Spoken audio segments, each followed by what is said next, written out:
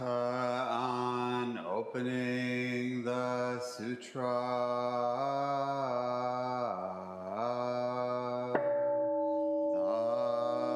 The Dharma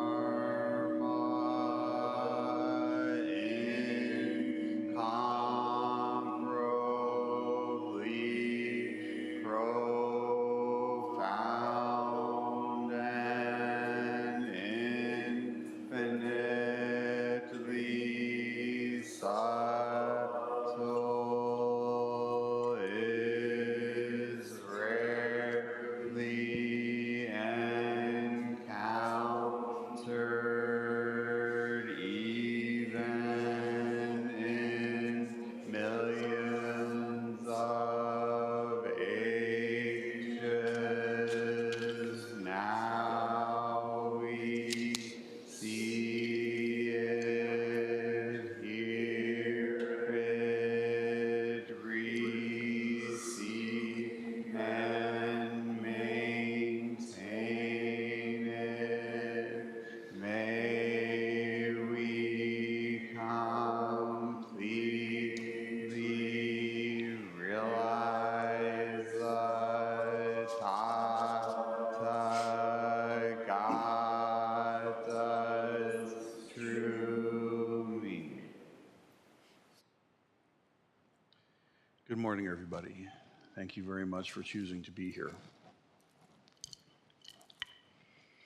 Continuing with the Lankavatara, we move to what is the last chunk, which is kind of bittersweet. It's been a long time. I don't know exactly when I started this whole thing, but it's been well over a year, I think. Isn't that right? Yeah. And I just want to say that these sutras are not properly discoursed without their consent, permission, and blessing, in my view. One cannot simply say, I will discourse on this. Not at this level, not in my opinion, my experience. There's a mutual permission and a recognition that's absolutely essential. I remember my first teacher, Dido, he used to teach that he was a photographer, you see, and he used to teach that he would go out and in search of an object for a photograph, but he didn't know what the object was. So with the mind of not knowing, off he would go into a track in the wilderness or the city, whatever space it was. And then he would use his Dharma eye to just be present and to be still and to move when and as the Dharma eye gave guidance. And then he would find an object, say a rock or a waterfall or something. And rather than just right away say, oh, that's my object, and start taking pictures of it, he would sit in its presence for a time and see if the resonance was there. And if the resonance was there, then he would ask permission from the rock. And if the permission was denied, he would bow and make his exit. And if the rock said, yeah, man, cool, then with permission, he would take the image. And you can say, oh, well, kooky artist stuff, and you're probably not wrong, but that's not all there is to it. Universal mind is what is, all things. So that rock, or that waterfall, or that blue heron, or that rusty beer can in the gutter is also an expression of this universal mind. Also, therefore, sacred as the altar that sits behind me, or the practitioners that sit before me. And the sutra is very much like this. So the sutra wants to sing a little bit. Let's see what comes. Then Mahamati said to the Blessed One, when the bodhisattvas yield up their stock of merit for the emancipation of all beings, they become spiritually one with all sentient life. They themselves may be purified, but in others there yet remain unexhausted evil and unmatured karma. Pray, tell us, Blessed One, how the bodhisattvas are given assurance of nirvana, and what is the nirvana of the bodhisattvas? This is the renunciant's concern. This is the arhat's worry, right? Voiced quite plainly here. When bodhisattvas dedicate their merit to all beings, they become one with all beings. Now, Mahamani gives that as an assumption, and the Buddha takes it as an assumption, takes it as fact. So when we do that business of dedicating the merit to all beings throughout space and time, you are expressing at one-ment with all beings throughout space and time. That's how you can do it. That's what it means. Sounds good to the bodhisattva's ears, but the renunciant says, wait a minute, whoa. I mean, is that okay? I mean, after all, some of those sentient beings are a little questionable.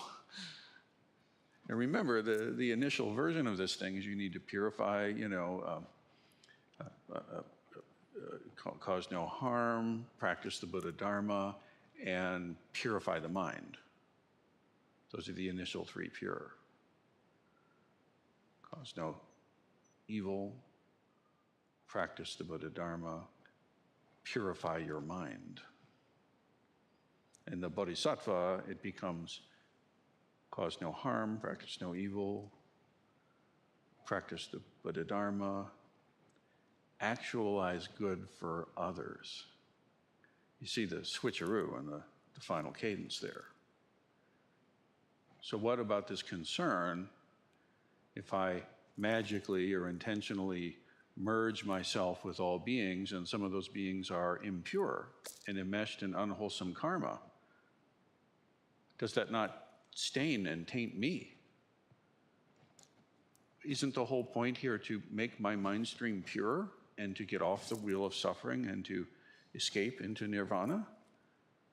I'm working so hard to purify mind. Why would I want to join with all of those impure ones? After all, will not the taint of their stain rub off on me? That might sound like a funny concern, but actually not.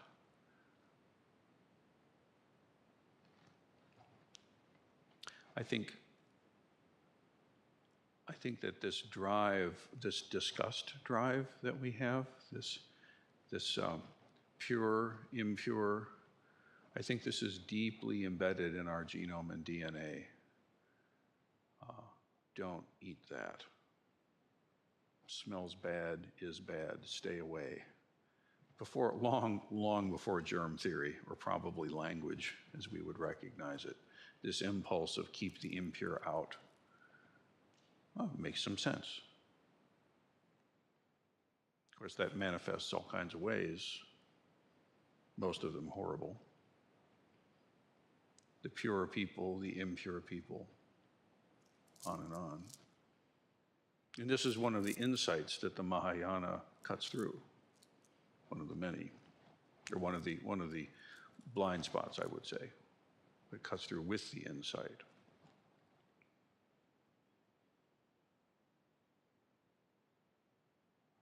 When the bodhisattvas yield up their stock of merit, this is my merit, man. I've been working on this for like a long time. Really? You want me to give this up? My prize. Because that's what you're trying to do, build up merit to escape, right? So if I'm going to yield up the stock of merit for the emancipation of all beings and then become spiritually one with all, it says animate life, but all sentient beings. Sentient here meaning senses, meaning you can suffer, right? Whether or not the entire cosmos itself is sentient to some level is another conversation.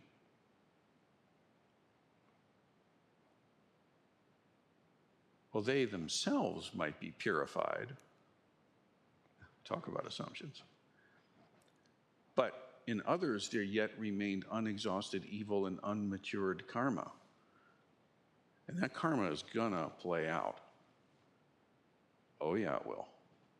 That karma will mature one way or another, this way or that.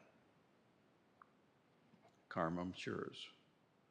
So pray tell us, Blessed One, how the bodhisattvas are given assurance of nirvana. And what is the nirvana of the bodhisattvas? I'm quite sure that this was a live aspect of conversation with folks. Philosophically, it's a very different orientation.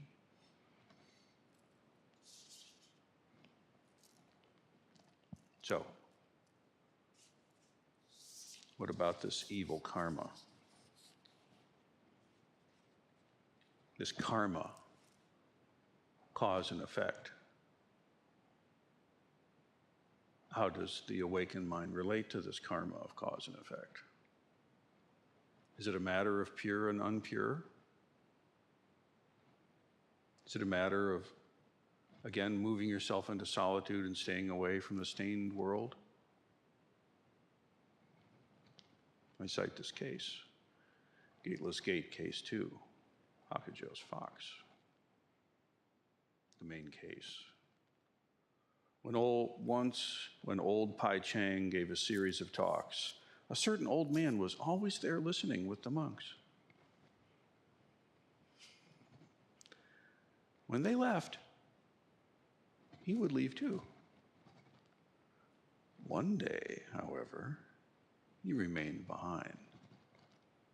Pai Chang approached and asked him, "Who are you, standing here before me?" The old man replied, "I am not a human being. In the far distant past, in the time of Kaishapa Buddha, I was head priest on this very mountain. One day, a monk asked me, 'Does an enlightened person fall under the law of cause and effect or not?'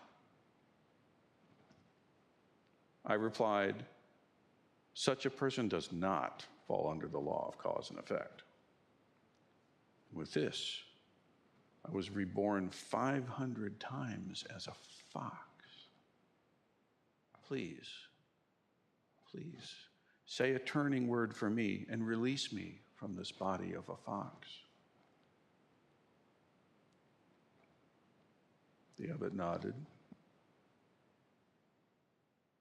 And then the old man asked Pai Chang, "Tell me, abbot, does an enlightened person fall under the law of cause and effect or not?"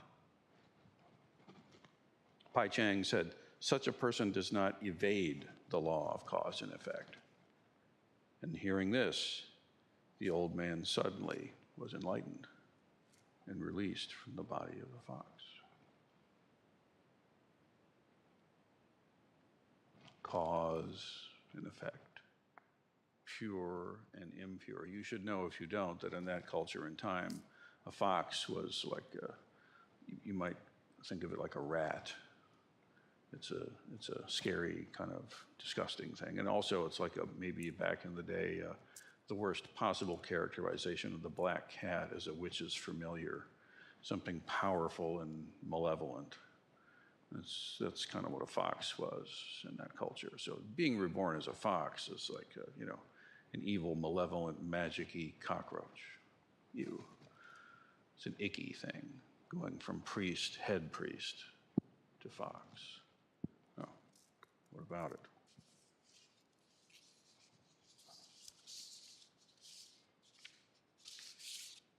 Leaving the koan for the Doksan room, let's go back to the sutra. The Blessed One replied, "Mahamati, the assurance is not an assurance of numbers. It is not an assurance of logic. It is not the mind that is to be assured, but it is the heart. The Bodhisattva's assurance comes with the unfolding insight that follows passion hindrances cleared away, knowledge hindrance purified, and egolessness clearly perceived and patiently accepted.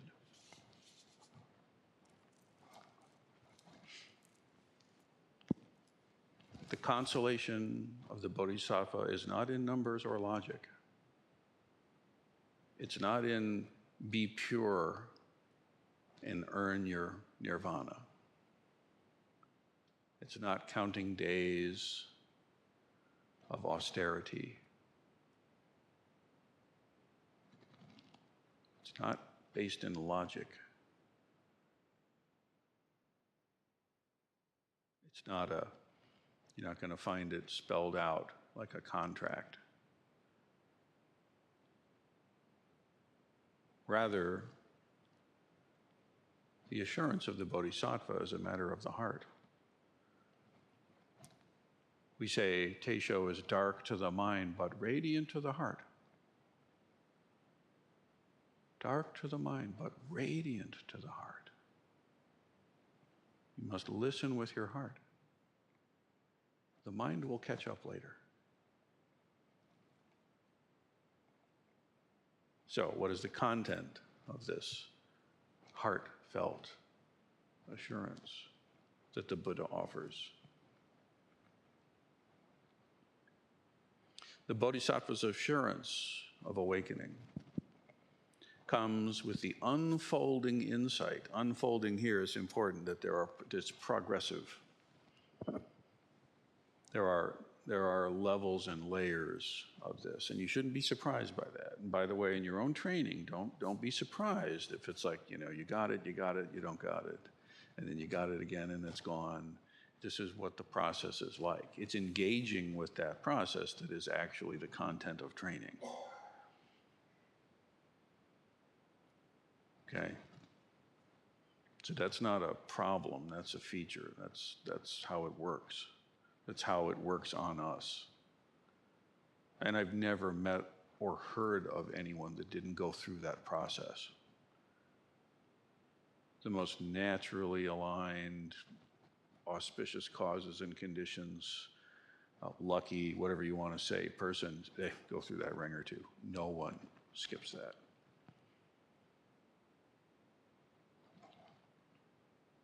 Including tulkus and recognized reincarnations of past masters and so on. They too still have taken on a fresh mind stream, a fresh brain, I should say. The mind stream continues, but that personality is gone, right? You got to rework the ground. And this configures to my experience as well, what I have of it with these things. So this unfolding insight that follows passion hindrances cleared away,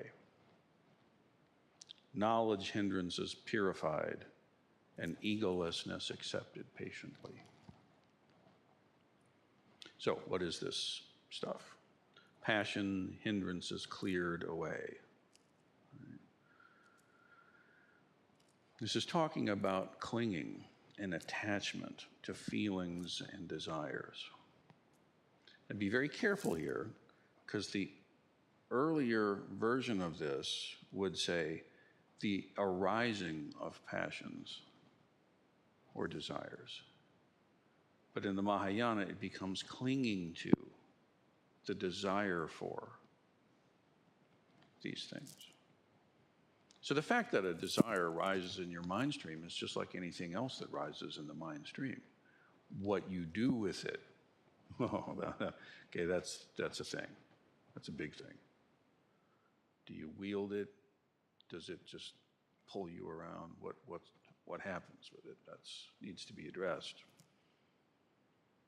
And what the sutra is saying, that it's this tethering and craving, this clinging and attachment, not just clinging to it because it gets you to do stupid things, which it can, but actually because you make a self out of it.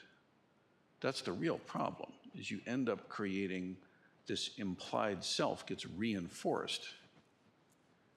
You say, well, but my passion is for art and wondrous things. Okay, lovely, lovely. There are more carnal-based things to be obsessing over, but nonetheless, you make a self out of it. Now you've really done the great misstep.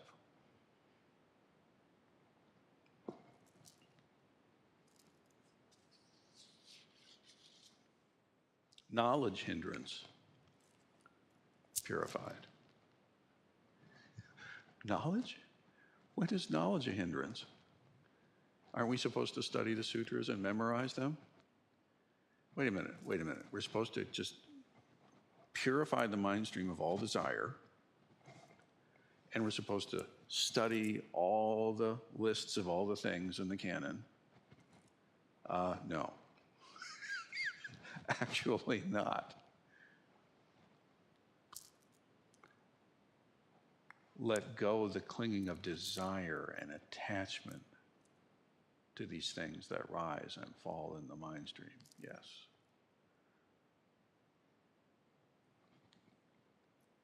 But don't make an identity out of this. And knowledge, this is clearly the actioning of Mana's mind, right? That of discrimination and categorization. It's exactly that kind of mind that, again, I'm not into this desire stuff. No. I've got it all figured out. That's what I've got this mapped. Check my map, bro.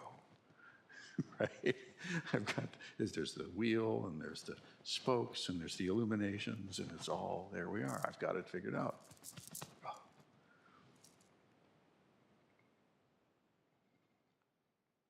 So these discriminations and categorizations,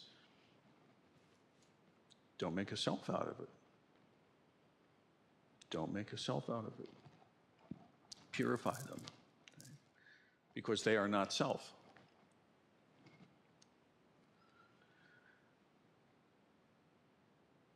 The Bodhisattva's assurance comes with the unfolding insight that follows. Passion hindrances cleared away, knowledge hindrance purified, and egolessness clearly perceived and patiently accepted.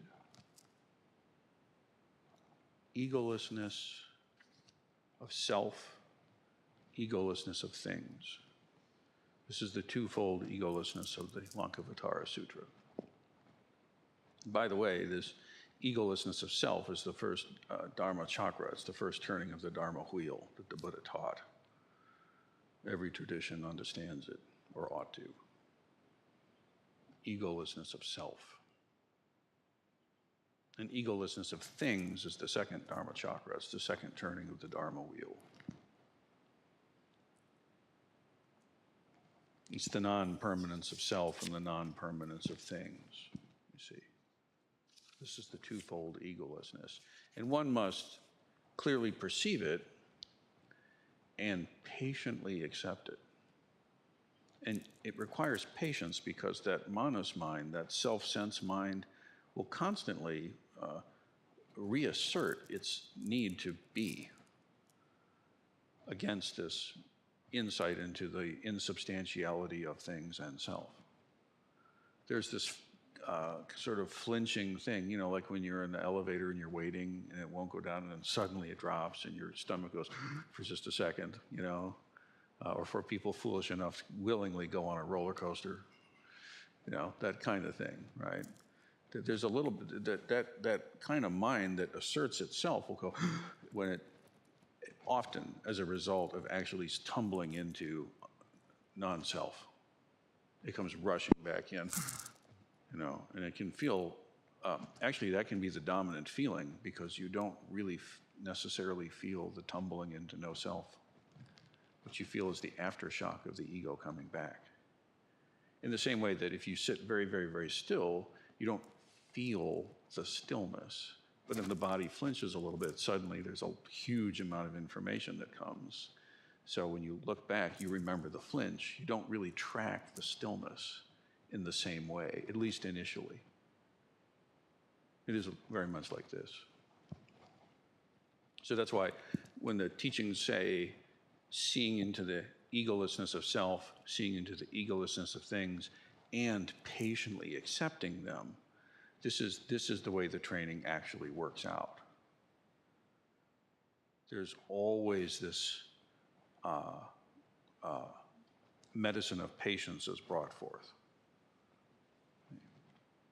And really, the training demands an immense amount of patience. In fact, that revving urgency to get this done, you have to be careful with that, because there's definitely a wholesome version of that where you have got energy in the tank, let's do this thing, and like I'm all about it. I wish I saw more of that, frankly. But there is an unwholesome version of that where it starts to turn into too much raciness, and it's another kind of clinging. And in fact, you can get so racy and clingy about it that you can't actually taste the food anymore. It's like someone who's so hungry and they're going, no, no, no, no, no. And they're not actually engaging at all. They eat so much they end up hurting themselves, let's say. So just patient but unrelenting. This is the best stew.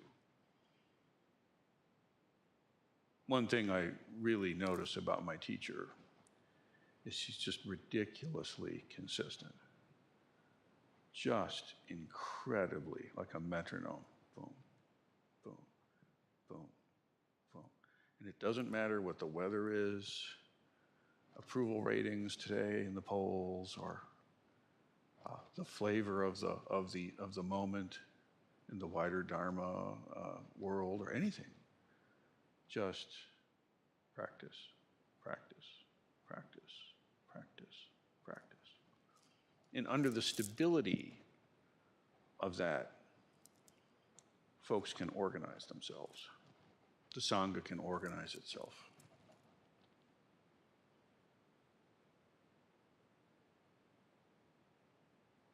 And ultimately, you need to do that for yourself.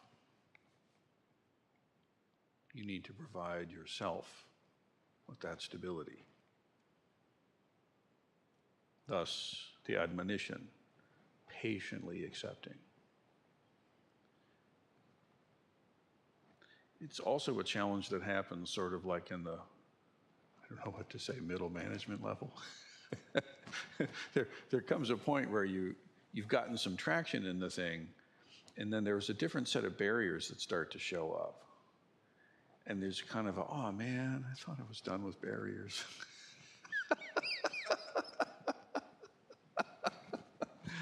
Yeah, no, they keep coming. Even if sometime you complete, and I hope you do, you complete your formal training and we have a Dharma eye acknowledgement ceremony together, it doesn't mean your life is like barrier-free now, where no hindrances rise. As long as there's a pulse in those veins, it'll be, itches on the skin. That's just how it is. The way you relate to them, though, that's different. So continuing.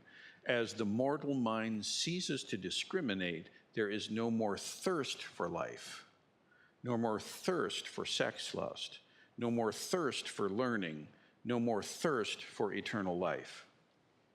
Now, I want to emphasize the thirst, okay? As this manas mind, remember, eye, ear, nose, tongue, body, I'm going to say brain, and then above it, manos mind, that self-sense I am mind. The supposed thinker of the thoughts, feeler of the feels, decidor of things, that self, right? As that ceases to discriminate, then the thirst for these things is gone.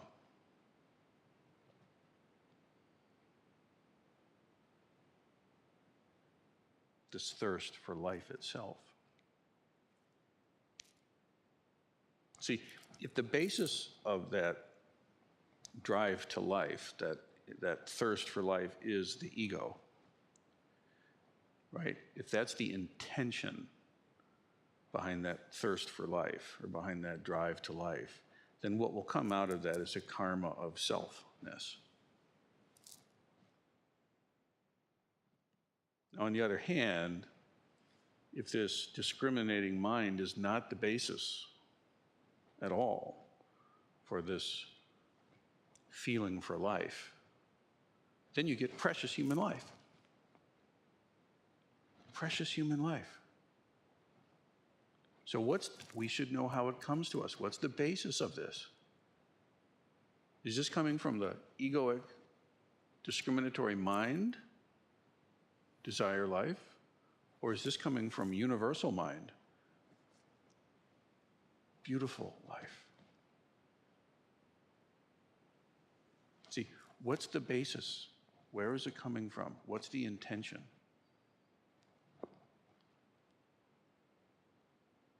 No more craving. No more clinging, attachment, addiction, thirst.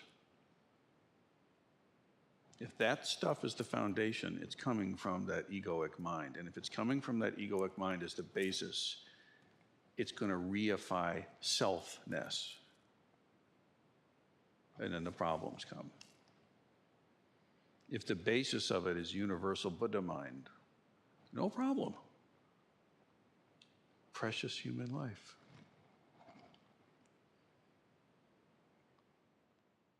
Same thing. The sexual drive, blatantly said. If the way you're relating to that energy is coming from that discriminating mind, it's a guaranteed problem in the sense of generating more and more self. And you can do that by saying, oh, I'm celibate, I'm completely free of that stuff, check me out. There's a self. I'm off chasing whatever fantasy I concoct, there's a self. So what does it mean? Are we just supposed to pretend it doesn't exist or push it away? What? Well, again, what's the basis? If the basis is universal mind, Buddha mind, it's an energy that becomes fuel for the vow. It becomes the energy of life force itself. Can be used beautifully and wisely. It has to be coming from your Dharma eye, though.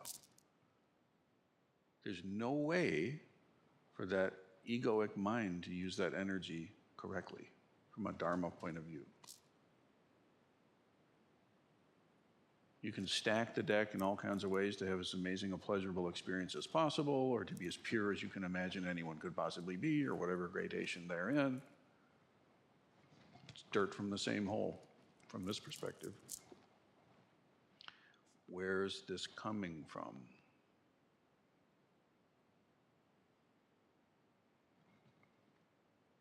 Learning. That's got to be a pure good, right? No. The thirst for learning, for having it all figured out, for getting it on the spreadsheet and lined up and in your little world. You've got it wrapped up. I mean, it's amazing humanity's ability to come up with self-reinforcing theological truth claims. Is it not? I mean, it's astounding how creative we are. It's literally mind-blowing.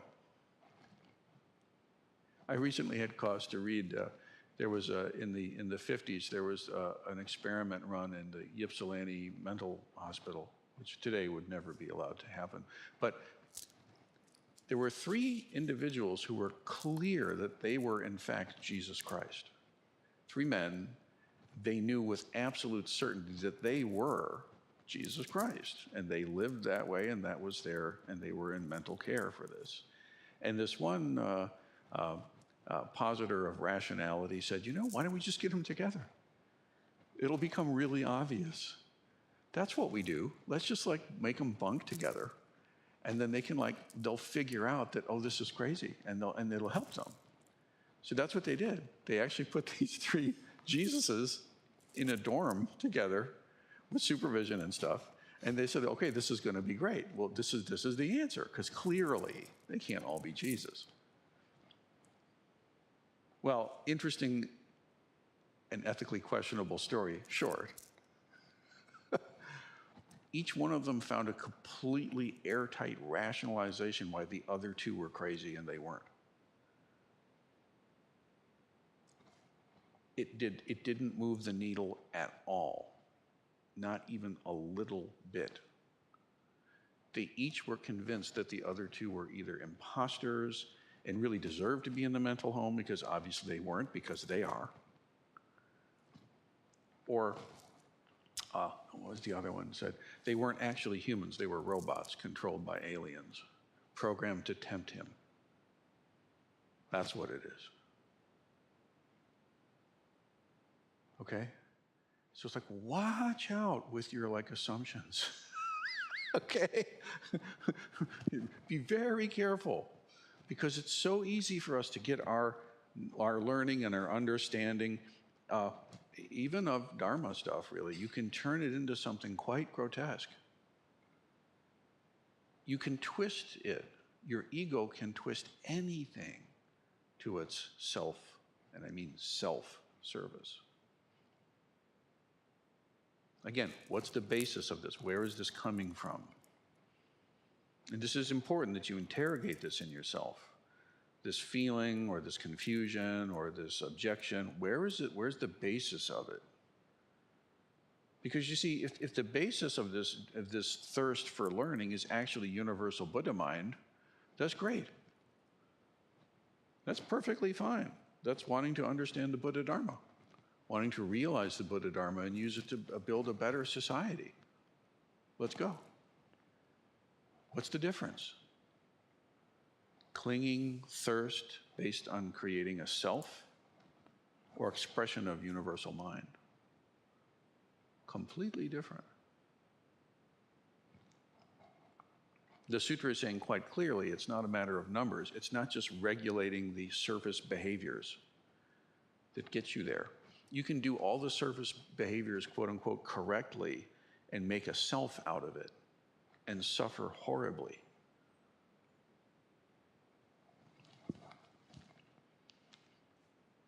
The thirst for eternal life.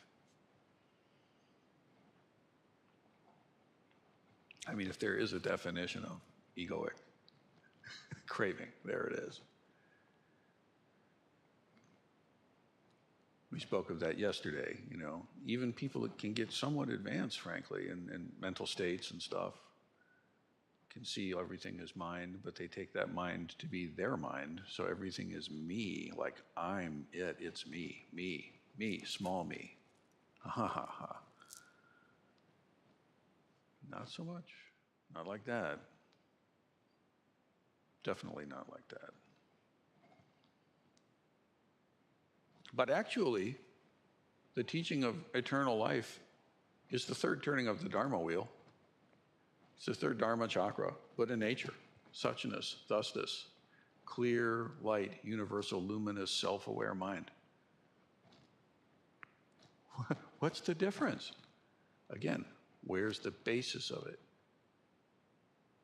What's the intention? Where's it coming from?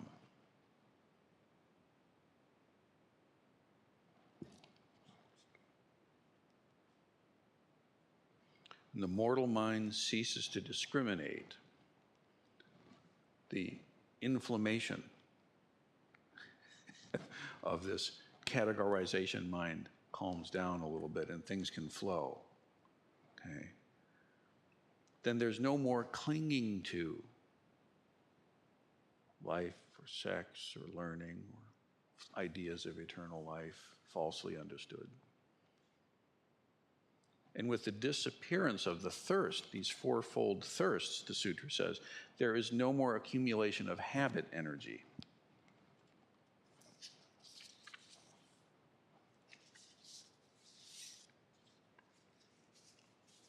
That's important. You want to link those two. Thirst, clinging, craving, attachment, desire, okay? Addiction, you could say. That, as the basis, creates karmic habit energy.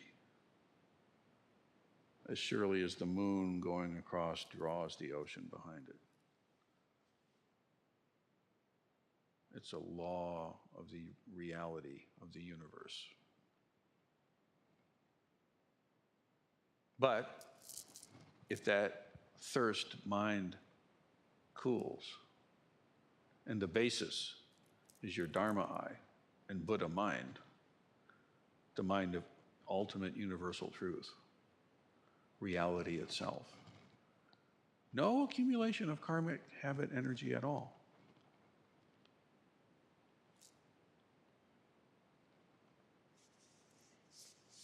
I was asked once, long ago, in the time of Kaishapa Buddha, is an awakened being subject to the law of cause and effect or not?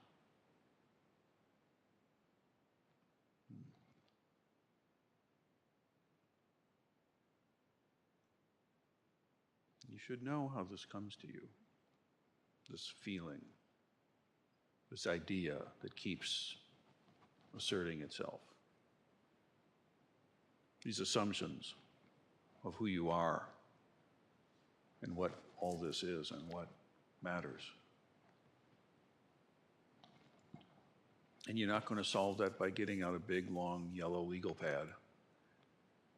It's not a matter of numbers. It's not a matter of logic.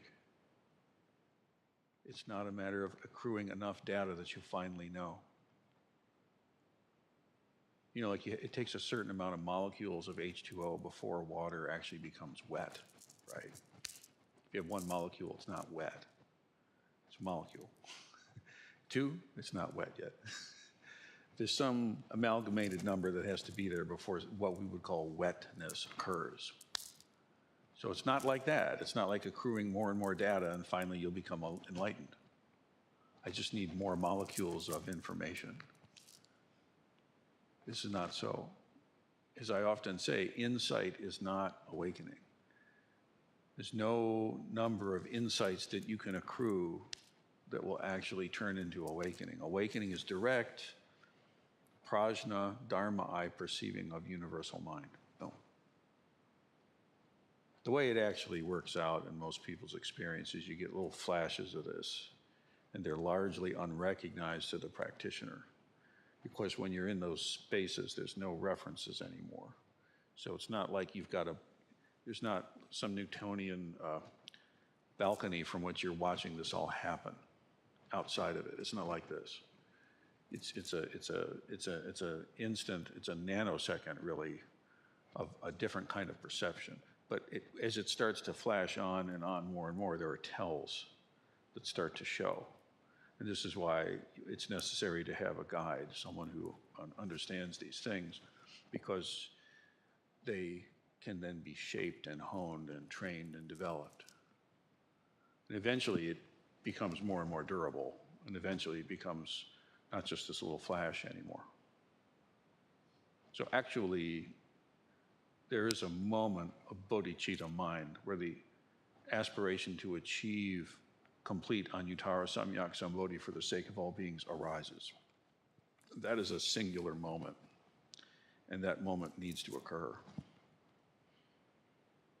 Every moment after that is in a different state, karmically. You might forget all about it and go be a doofus, but it's still there. A few people smile knowingly. Yeah.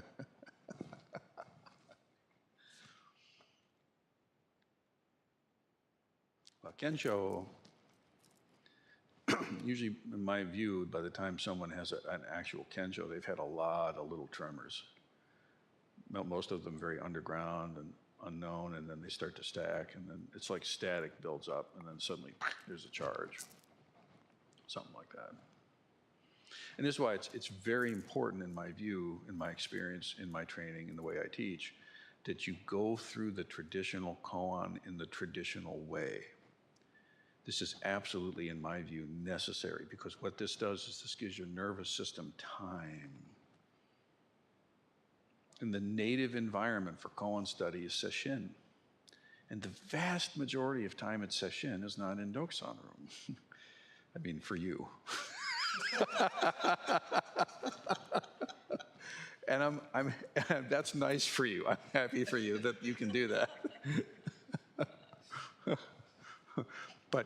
But you know, if you have some encounter in the Doksan room with koan, and it's surrounded by, say, 24 hours of stable, virtuous practice, earnest practice, this is giving you what you need for these insights to not just be stupid insights, to actually permeate into your bones.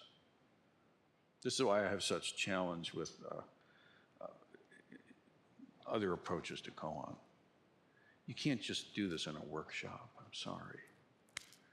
The best you'll have is a momentary shake and an insight or two, but it's sesshin. The reason why sesshin is so important is it gives the container for this stuff to really settle, right? So like, what does it mean to interact with the teacher?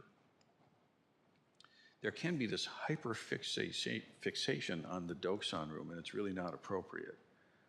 The fact is, the sound of that hon calling you into the zendo is the teacher's voice. The feeling of your feet on this floor is contact, full contact with the teacher. And not just with this particular teacher, the whole lineage. The whole thing, everything about sesshin is in fact direct, full contact with Buddha mind. Yes, yes, everything is at yes, I know. But you're not going to really realize that, in my opinion, if you can't do it here. This is the way this works. I'm open to the fact of there being other ways things can work, sure. But in my experience, I haven't seen it. What I do see is occasionally you'll get someone who's a prodigy. They're just a naturally, spontaneously kind of almost there person, and then something will wind around them and none of their students can replicate it. It's like some incredible prodigy, they make horrible music teachers. They have no idea what they do. They can't relate to the fact that you can't just do it, because they've always been able to just do it. But actually, I think if those people subjected themselves to real training, they'd find they're not as virtuoso as they think, I suppose.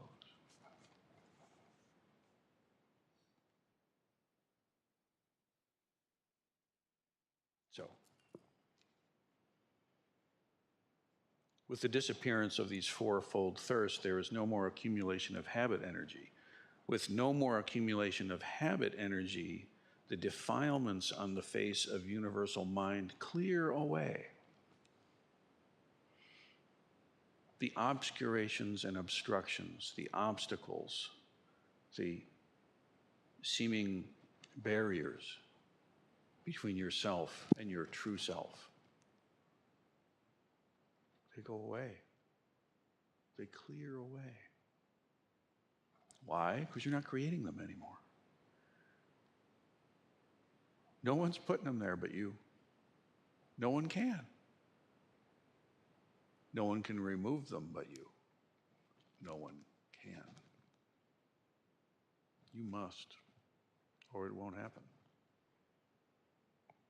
This is why at the shoken level, at the sesshin level, this is very much individual. This is you face the wall. Now we're here as a crew, right? We're doing the session together. We're in a sense a cohort of the moment. But each of us is very much sitting our own ground. And this work of realization depends on noble friends and sangha, enough to keep the forms going and to keep the practice happening. But you must do this alone. To be a sesshin practitioner is, in a very real sense, at least at these moments, is to be a solitary practitioner in communion with friends, but you are doing this work. Or you are spending your time evading this work. But just being a part of the team doesn't do it. Does that make sense? It's very important. It's very important. I've been doing this a very, very long time, just in this lifetime. And there's always churn and change and drama and everything. And I'm so grateful that 50 years ago, whoever was practicing when I was 6 stuck to their practice. Because you know what? There was totally drama then. I don't know what it was, no idea. But there it was, I'm sure of it.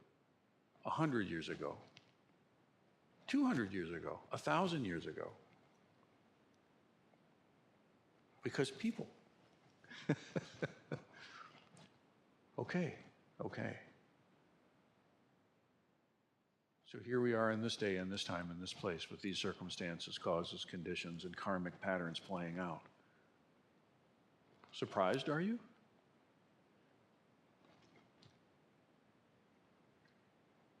I'm not. I wish the world wasn't so on fire. Sure. I will take my practice into that world and engage it in the places where I am and the ways in which I show up in the world. But I will not allow that to derail the practice. It must not. It's not what the Buddha did. The Buddha always there. The disciples, the lineage. And it's us. Now, it's our turn. I'm sure every one of us could come up with at least 3 solid reasons why not to be here today. Pretty good ones too, probably. And that's always been true. It always will be true. So what are you going to do?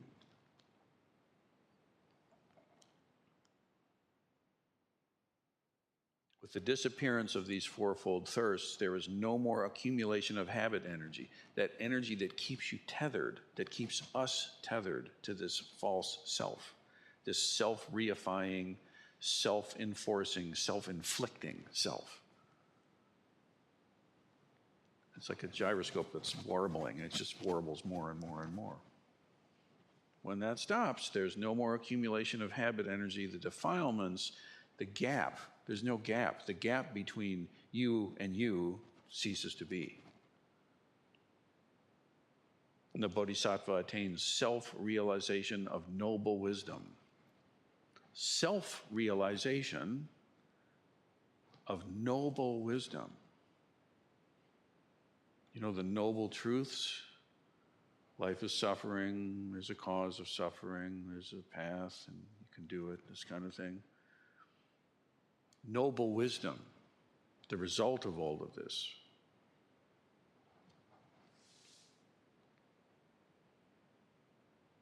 The bodhisattva attains self-realization of noble wisdom, and that is the heart's assurance of nirvana. The self-realization of Buddha mind, this awakening. Awakening is the consolation, is the assurance, not some karmic check sheet. Oh, you did this?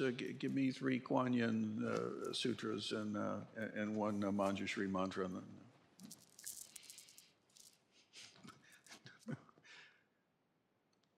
No. To close, I'll put a finer point on it. Continue with Master Tozan, speaking of universal mind, Buddha nature, and thusness, suchness. Since it has accompanied you since time immemorial, it is not non-existent. Still, it is not the working of consciousness, knowing, or thoughts, much less something connected to the 4 elements or the 5 aggregates. Huang Chi said, there is a knowing apart from passionate thought and discriminating mind.